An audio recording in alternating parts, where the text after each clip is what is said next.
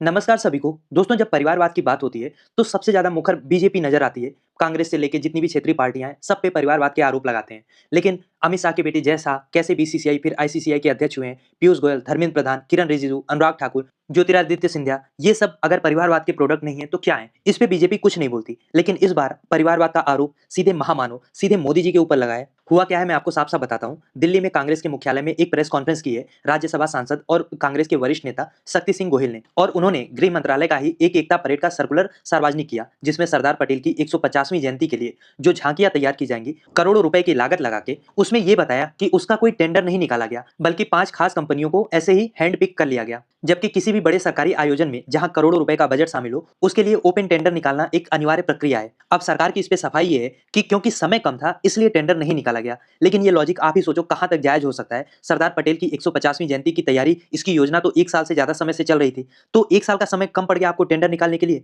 जब टेंडर में ही ट्रांसपेरेंसी नहीं है तो पैसे कहां खर्च हो रहे हैं, इसमें कहां से आपको पारदर्शिता मिलेगी, ईमानदारी मिलेगी। अच्छा, मामला इतना ही नहीं है। झांकियों को फाइनल अप्रूवल देने के लिए जो सुप्रीम अथॉरिटी बनाई गई है वो बनाया गया है प्रधानमंत्री नरेंद्र मोदी के छोटे भाई पंकज मोदी को, और इसके लिए इनको 10,000 रुपए का मानदेय भी हर रोज मिल रहा है। सवाल यहाँ पे मानदेय का नहीं है, जो भी जिसको भी अथॉरिटी बनाई जाएगी मानदेय तो मिलेगा ही। सवाल ये है कि पंकज मोदी का एक्सपर्टीज क्या था। 1981 में वो गुजरात सूचना विभाग में क्लास 3rd कर्मचारी के रूप में अपना करियर शुरू किए थे। ना तो वो कोई प्रोफेशनल डिजाइनर है, ना हिस्टोरियन है, और ना ही कोई आर्ट क्रिटिक है। तो किस बेसिस पे, किस स्किल की वजह से उन्हें ये जिम्मेदारी, ये अथॉरिटी दी गई है? क्या इसमें भी सरकार का यही लॉजिक होगा कि समय कम था, या वो ये कहेंगे कि देश में नेशनल स्कूल ऑफ ड्रामा या ललित कला अकादमी में ऐसा कोई दिग्गज कलाकार मौजूद ही नहीं था जिसको इसके लिए चुना जा सके, इसीलिए मोदी जी को चुना गया, आई मीन पंकज मोदी जी को चुना गया। इसके अलावा पंकज मोदी के करियर ग्राफ पर भी कांग्रेस ने सवाल उठाया है, क्योंकि यहाँ भी चमत्कार देखने को मिलता है। क्लास 3 से क्लास 2 में पहुंचने के लिए 8 साल की सर्विस अनिवार्य होती है, लेकिन उन्हें 5 साल में ही प्रमोशन मिल गया। फिर क्लास 2 से क्लास 1 में जाने के लिए भी 8 साल की सर्विस देना अनिवार्य होता है, लेकिन यहाँ भी 6 साल में उन्हें क्लास 1 का अधिकारी के रूप में